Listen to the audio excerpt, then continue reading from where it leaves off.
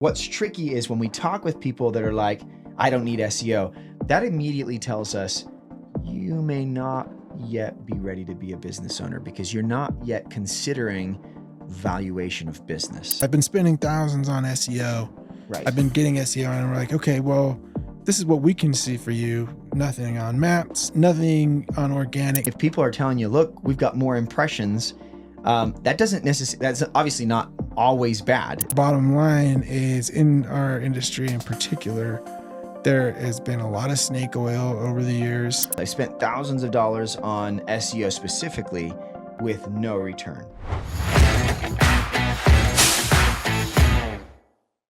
All right, you guys, what up? Welcome to Run Radio, your go-to podcast for all things digital marketing, SEO, and growing your business with your hosts, Quinn and Brian. No, I'm just kidding. I thought I'd do something crazy. Okay.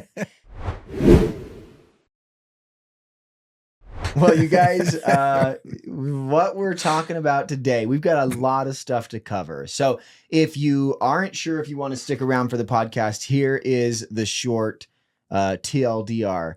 Basically, we have some stuff on AI, SEO and AI. Again. We have some, go ahead. I said again. Again, yep.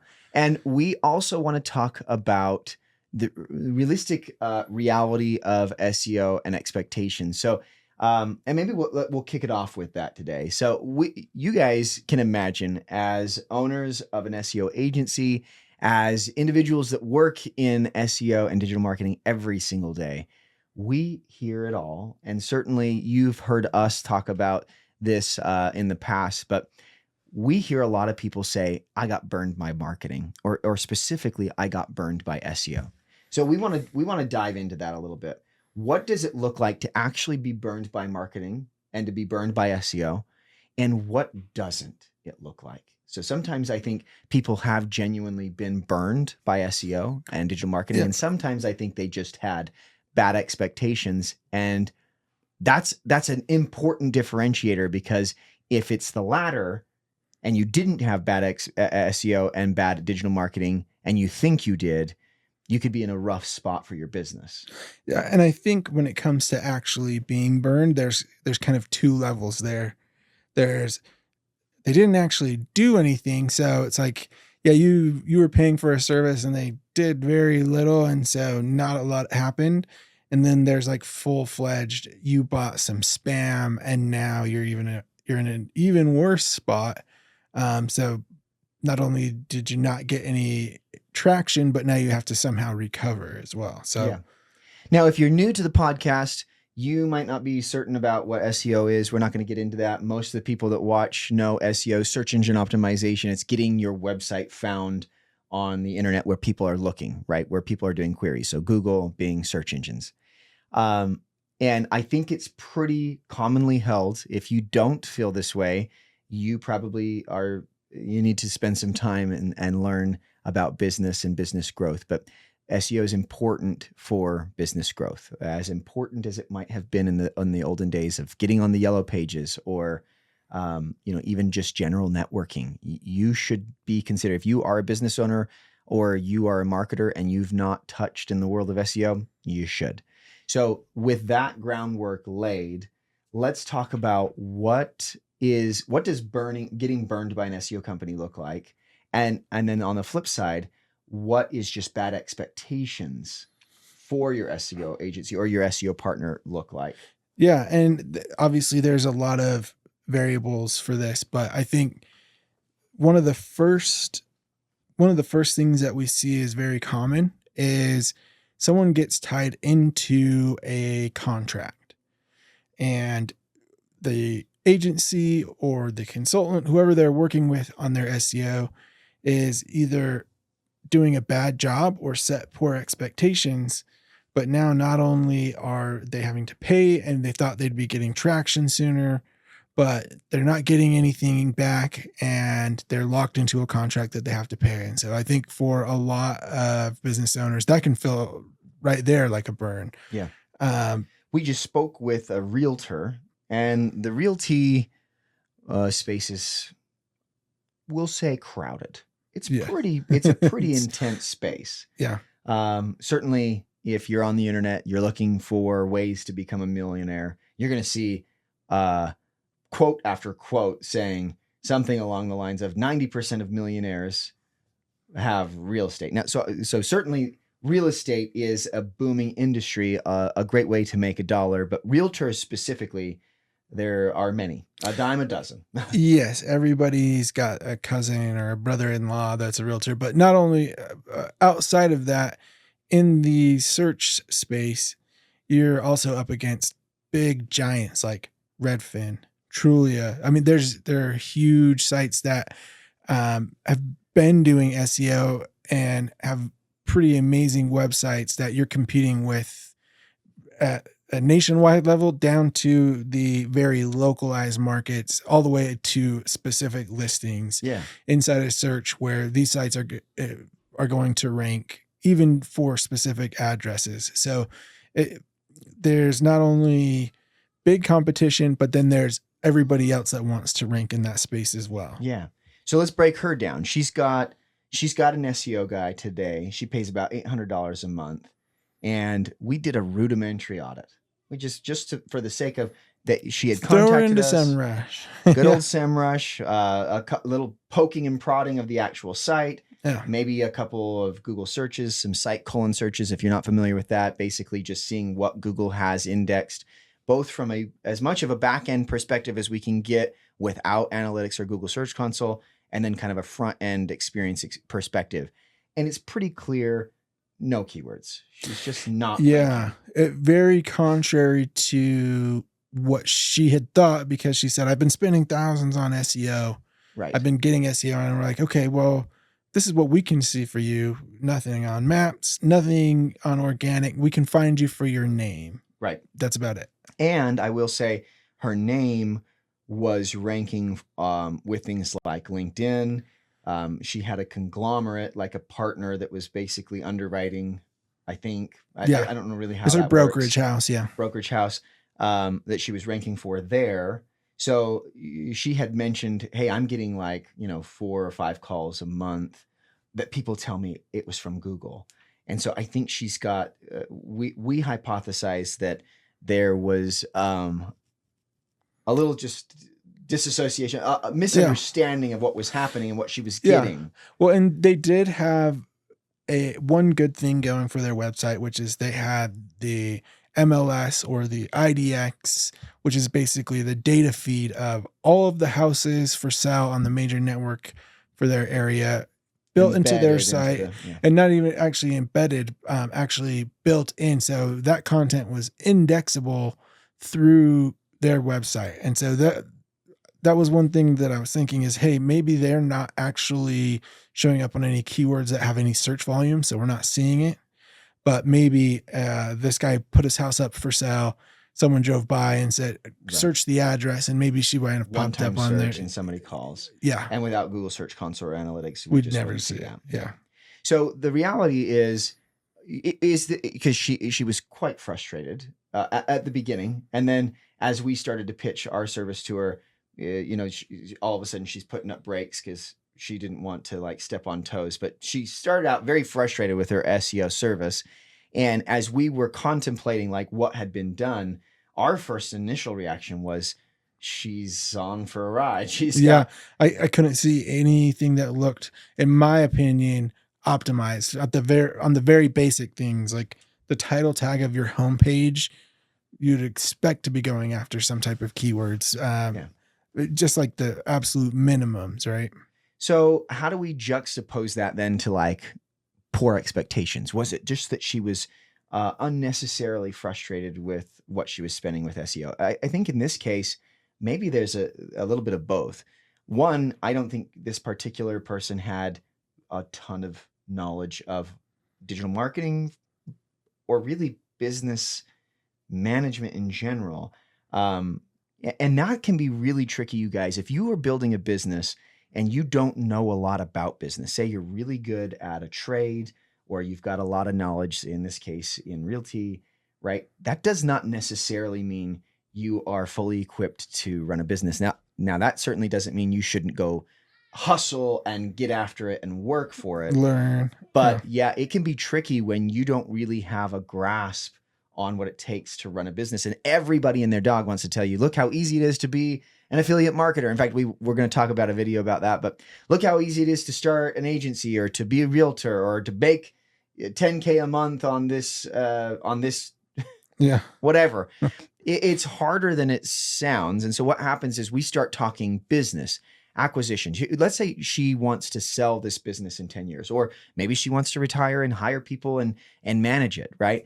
Neither of those realities are going to be privy to her without an acquisition model or monetizable assets, whether physical or digital. There's just nothing there other than a name, right? And you might consider that if you were going to go buy a business, you want to know what you're going to get for it. And that's not only assets, right? But that's like a book of business. Are people coming in? Are they looking for you and finding you? That's certainly going to give value to your valuation of what that business is worth. And so what's tricky is when we talk with people that are like, I don't need SEO, that immediately tells us you may not yet be ready to be a business owner because you're not yet considering valuation of business. Or longevity of business or sustainability of business. So what I will say is I think we kind of got a hint to both things happening. She is getting burned by an SEO company, Yeah, but she also maybe has some poor expectations. So let's dive into some of those things. Yeah. So it's, as far as getting burned, it's super common, and this could be both tied into a contract or not, because there's an element there where, we've seen tons of models where it's like a turn and burn shop where people are doing great at getting them into their own funnel, selling them, and then outsourcing, or and not that that's necessarily bad, but a lot of times, a lot of the services that you buy for white label through SEO are like just not a ton of value. Yeah. I would hope to see that that's improving over time, but it does, to some degree, it doesn't seem to be. So if you are working with an SEO company today and you're not meeting with them regularly, probably a good indicator that you're getting a runaround. I think that's a pretty good. Yeah. I mean, you should be knowing what's the goal and how far along are we towards it at a minimum, and have some type of communication of what's going on, I think. And we might suggest, like, when we say some type of communication, if you're getting a monthly email and it's saying, we built you X amount of backlinks, here's some blog posts, probably a good indication that you need to dive in a little bit. Deliverables are a great indicator of value. So what deliverables are you getting? And you may not necessarily know all of the deliverables. Maybe there's a handful of reports or technical infrastructure or items that have been identified as opportunities that have been capitalized on. You don't necessarily need to know all of them, but you should certainly see that they're happening and getting done. So I think it would be a safe point to mention that if you are getting a monthly email only as part of your SEO service, might be an indicator for you to dive in and see what you're actually getting. That would be indicator one. Yeah. Now, number two would be, and this is one of the scariest, I think, is that you are getting like Fiverr backlinks, or you're getting like syndicated bad content backlinks, like stuff that can actually hurt your site. Now, and I think we've seen that these hurt a little bit less over time, but just don't really help. I think there was a general consensus for a long time that you could go and buy Fiverr backlinks and you'd get a short boost from that. I don't think that's the case anymore. Really what we see from that is not much, but that's probably one of the most common burns, I would think, is like, you're paying and you're buying a bunch of spam, and it's not helping and potentially hurting a little bit. And so as far as how deep that burn is kind of like, how much are you paying and for how long? Yeah. Let's maybe dive into the indicator 2 of bad marketing. I was trying to find the picture. It's all over the internet, but it's this guy really excited about increase in impressions. But in the same image, he's got this big blown up presentation. Maybe we can find it as we're going. But yes, we definitely can. But as the impressions were increasing, clicks were dropping. So that's specifically SEO related. And why would that be happening even now more than ever? AI.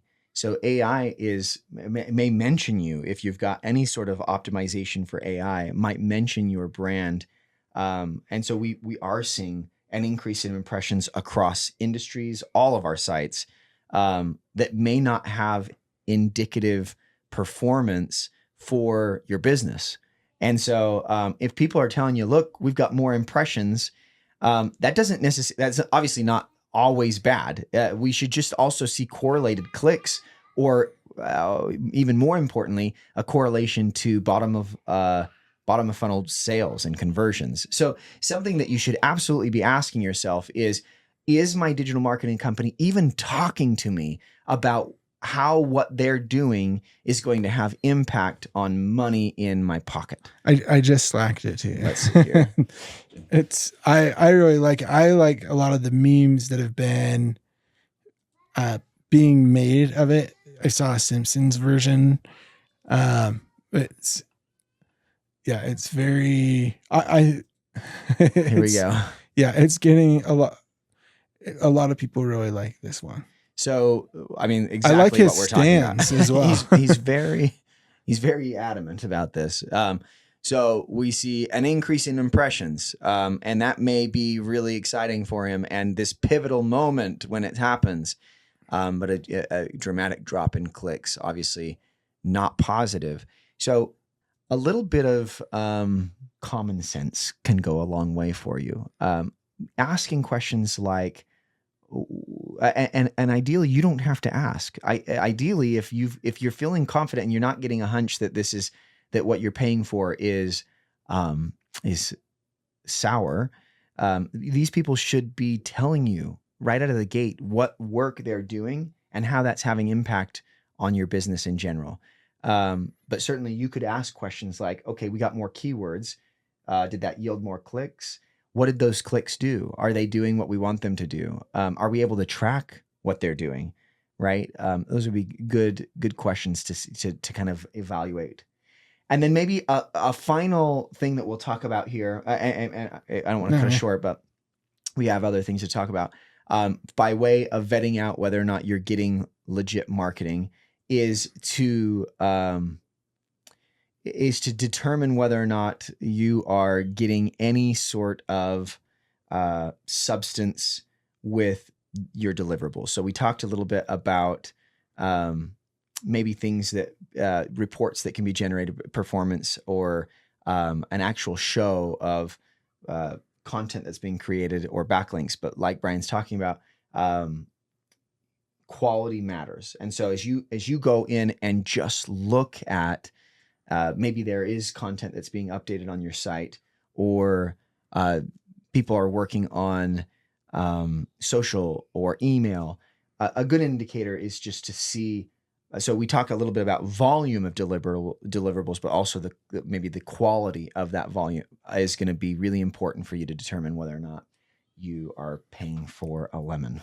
Yeah. Well, and it's just like anything in life. You can go and buy a very nice car and it's going to be very dependable, or you can go and buy a not so good car. And so I think there's a lot of variability there, but bottom line is, in our industry in particular, there has been a lot of snake oil over the years.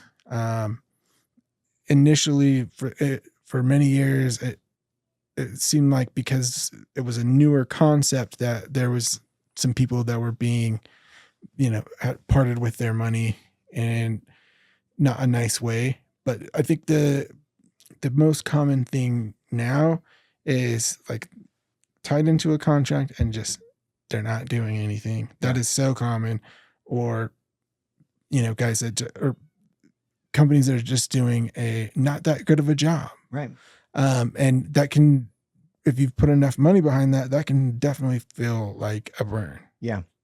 Okay, so then let's juxtapose that real quick with those that maybe think that they got burned, but may have just had poor expectations. So you might be in this category, but we hear this often. And generally, these people are no longer paying for any sort of marketing.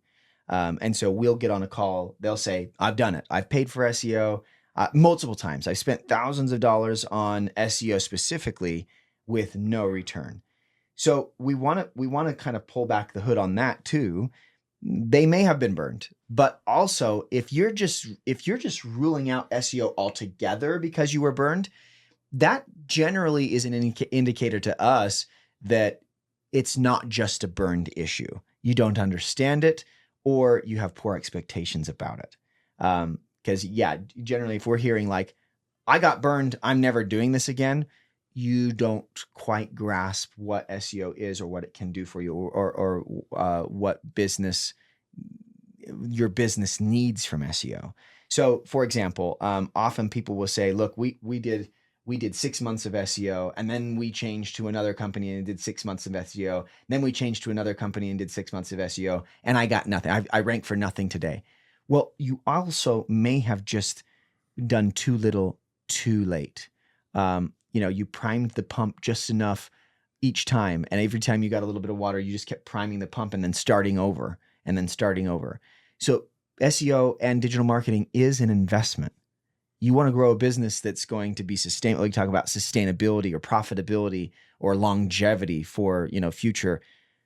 You cannot consider SEO a short-term solution of turning, maybe an ad, right? Maybe you might get some short-term solution with an ad, but you cannot consider digital marketing in general as a light switch that you can turn on and then turn off. So I swear the most heartbreaking thing that we can hear from a business owner is them saying, we aren't going to do SEO anymore. Because I raise my eyebrows and I'm like, even if it's not us, you're saying you don't want to do SEO anymore at all, then I've done a poor job as a partner to help you understand what SEO should be doing for you. Because typically that's like saying, if you've got a brick and mortar restaurant, we can't pay for the lights anymore, or our kitchen's getting too expensive, and we're gonna cut costs in the kitchen. Those are generally bad things to do if you're going to run a business, because it's basically taking the rug out from under your feet. So let's talk a little bit about then what are some good expectations with SEO or digital marketing. I would say certainly you want to be getting the deliverables back so that you can check up on the quality and quantity of work as you go. But if those are giving you positive signals, you're seeing work get done and they have impact on performance, the first thing that we'll want to talk about is it's basically the word is time. But what I'm looking for is it's a substantial foundation, right? If you are changing SEO companies or digital marketing companies so fast that you can't even evaluate the performance of the company, you're probably the problem. You are probably the problem and not them. And so that might be hard for some of you to hear, but certainly it is a reality to consider. You have any thoughts there? Yeah, I would say number one, in my opinion, is competition. Because just because you started doing SEO,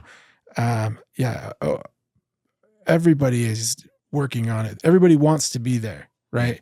You could say the same thing about Google Ads. It's like, yeah, you can start doing Google Ads, but everybody wants to be there. And so the price of clicks is going up, and the investment that it takes to get the traction that you want from SEO is more difficult to attain. And so that could mean you need more time, more content, a faster site, a better UX. It could be a lot of things before you can finally crack that code, or, you just need more. And I feel like a lot of people will come in and they'll learn that. right? We'll go through those motions and find out that a cost per click is higher than they expected, and that'll turn people off. And the reality is like turning it off isn't going to fix the problem. The problem is going to continue to be there. You just had poor expectations of what it took to run a business, what it was going to cost you to acquire a client. And now, because that was more than you expected, you're going to turn it off altogether and go back to knocking doors, which is certainly something you should be, outbound No, you can't marketing. do that. Yeah. Yeah. Basically, what will often happen is poor expectations will put business owners in a tough spot, and then they'll look to their marketing team to solve a problem that they didn't anticipate. And it's not on the marketer to drive down. I mean, obviously, we want to get more efficient with the clicks that we are getting. But if that cost is going up because of people bidding higher and competition coming in, that's poor business management. That's poor business planning, not a bad marketing agency, right? That's a really good point. And just maybe even needing to dive in deeper, go a little bit harder. If things are competitive, sometimes you have to go harder. Yeah. And so, and that can obviously be scary, if it's like, oh, we're not quite there, so let's double down. Hopefully you have some wins and some traction before you have to make some type of judgment call like that. I would say you should usually, even in a more competitive landscape, there are places that you can get rankings that for lower volume or less competitive keywords along the way to help you kind of build that foundation. And so hopefully that's, if you're in a super competitive market, that you've found some of those little gems out there. But yeah, I think that's a big thing on expectation. And most people in competitive industries, now they're in competitive industries. If you're in insurance, if you're in personal injury law, that it's competitive. Yeah. Yeah. So I think you bring up a really good point. We had this for a while. We were running an ad and we were getting a lot of cleaners, like so many cleaners coming in talking to us, which suggested that they understood the value of digital marketing. But what they had missed is understanding cost per acquisition to lifetime value. And so what was happening is because there was such abundance in that field, it was expensive to acquire a client either through an ad on Google, like a search ad, or an awareness-based social ad. It just cost more. And the value of what those deals were bringing in didn't mitigate the cost. They didn't have a big enough profit margin. Is that an agency problem? Or is that it's an industry? It's an industry and a business inception or conception problem, right? So something else to bring up. I was going to say it's also maybe a little bit of an oversaturation problem, in particular, where it's like if there's so many people that are doing cleaning and everybody wants in on it, so now all of a sudden you're either a really expensive cleaner or you're like, your margins are super low. Yeah. So I would say one of the poor expectations you can have around digital marketing is that your digital marketer has to solve your business problems, right? A digital marketer should be solving your acquisition problems, but they're not going to solve your plans, pricing, and packaging. A good a good marketing partner should be asking those questions, understanding the fulfillment side.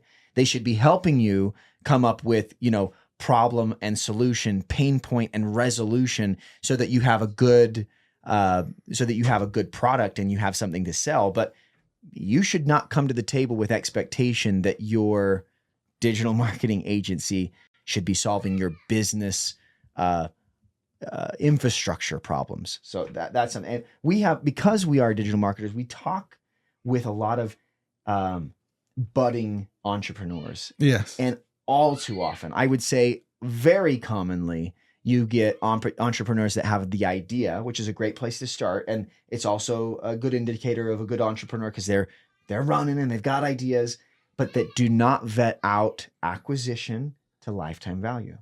We see it all the time. We see it, people around in our local area want to start like gyms, and they want to start some of these things that they've seen other small people be successful with. And they're thinking, I'm going to have, this and that and this feature and that really exciting thing. And once we start talking about volume of market and going to market and what it might cost for them to acquire a client via a Google ad or a Facebook ad, or the time that it will take to build the infrastructure for equity and authority on SEO, what would they have to charge to make sure that they're profitable? They don't even think about that, let alone payment processors and marketing automation, all the things that are going to help them cut those costs and remove user error. They're just not even thinking about that. So I would say that's probably the largest poor expectation for a marketing agency is you came in with very little business knowledge and you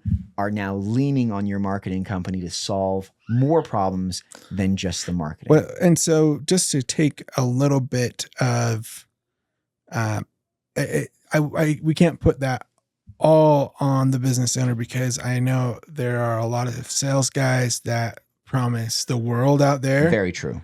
And so there a little bit falls on their shoulders, I think, as well as sales guys that are making crazy claims that they can make it happen. And, in either an unreasonable amount of time or for, it's, if that's how you're making your money is through sales, I'm sure it's easy to want to make some exaggerations or something like that, but because it's not magic, but, I think that's another area where things can go wrong as well. Yeah. And you just touched on, I think maybe the second and maybe the last one we have time for. Poor expectation is just a timeline. Yeah. So obviously SEO takes more time than an ad. You can turn on an ad relatively quickly. You can start generating inbound demand. SEO, you've got to build content. You have to build infrastructure. You have to have site speed. You have to core web vitals. There's indexability. Once the site gets indexed, then it has to rank better. And then you do it again and you iterate and then you lose something. What I think happens often is that people will say, well, gosh, if it takes time, it's not worth it. Ooh, that's where we get into really poor planning situations, because anything that's of value is going to take time. Yeah. Okay. Yep. Maybe to end off, then we want to give you a little treat. We found a couple things that we want to react to with you guys. So let's jump in here. We've got an X, aka Twitter. Brian, I don't know if you want to dive into this is from, and I don't want to butcher her name, Aleda Reed. Oh yeah, Aleda Solis. Yeah, she has made quite a name for herself on social media in the SEO space over the last few years. She's got a really awesome newsletter. But anyways, definitely go and check her out. She has a lot of good resources. She actually has a learning SEO for those that are interested in learning SEO that you can take you from start to finish on, knowing what to do to go out and start getting in rankings. Anyways, she is sharing a post from Liz Reed from Google, who's on the Google team, and as I don't know if she's she's some point of contact or like liaison. Yes. And basically they're saying, hey, yeah, we're rolling out AI overviews, but people aren't getting less traffic because of AI. Basically, to kind of sum up what she was trying to say. And I think anyone that's using AI, it's easy to see where if you had a question, you can now get an answer that is definitely a 0-click search. And so there are people that are no longer getting those clicks, especially for informational queries. And so it's really interesting to see a Google frontman come out and say that AI mode or AI overviews is not having an impact, because it definitely is, especially as I said, for those informational queries. I think if you're in a local market or if you're in e-commerce or more bottom of funnel queries, we haven't seen that level of impact yet, but I think the general consensus in the industry is yes, AI overview is taking clicks from informational queries and other top of funnel searches. So I wanted to bring this up just because I think it's kind of crazy that they would even dare to come out and say that. So, yeah, so this is a fun one. And then this other one we've got here also grabbed our attention. Maybe a little scary here. this is from Chris Long. He is another SEO. He puts out great content on X related to SEO. I enjoy his content. But basically he has... Do we want to listen to the video? Yeah, please. Let's listen to it. Check this out, you guys. Okay, everyone, so big news this week in the SEO world. Adage has released internal documents shared here on Search Engine Roundtable that Google is already talking to potential advertisers about what ads in Google's AI mode will look like. This is just part of the mounting evidence that AI mode will be released to the general search experience to some degree, probably within the year. And here in the document, you can see they're going to recommend text and shopping ads formats. That's what they're planning on releasing. They have a status as an experiment. I would expect them to fully roll it out at some point. Funny enough, they also recommend broad match search keywords that certainly benefits Google in their advertising initiatives, but also might be what advertisers actually need to do in order to appear in AI mode for longer base prompts. And this is just some of the mounting evidence that Google is going to release this at some point. Like I said, probably within the year. Another report has them showing that broader ad placements already expected before Q4, so they're already planning on testing, monetizing this as soon as they possibly can. If you go back to even June, Google did an interview with Lex Friedman where they basically said Google's AI mode is the plan and going to be rolled out in the search experience to some capacity. They're already making different UX features, like including AI mode directly in the Google search button experience in the homepage. We'll pause it there, but yeah, so implications. Yeah, I think for people in the SEO industry, it's, it adds another layer of unknown. Anytime there's big change, who likes change? Definitely unknown. Who moved my cheese, right? Yeah. And so I thought that was interesting. I also have seen, so one of the things that I just read earlier today is that right now the UK is getting an AI mode beta test, and the usage increased shortly, and it's only been for a few weeks, but the week over week data is showing that it's actually it decreased. I don't think the AI mode is the answer for everything as it comes to search. It's not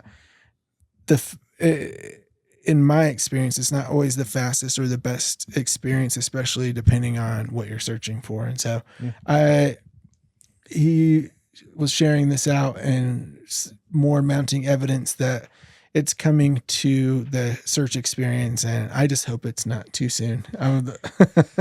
Well, there you have it, you guys.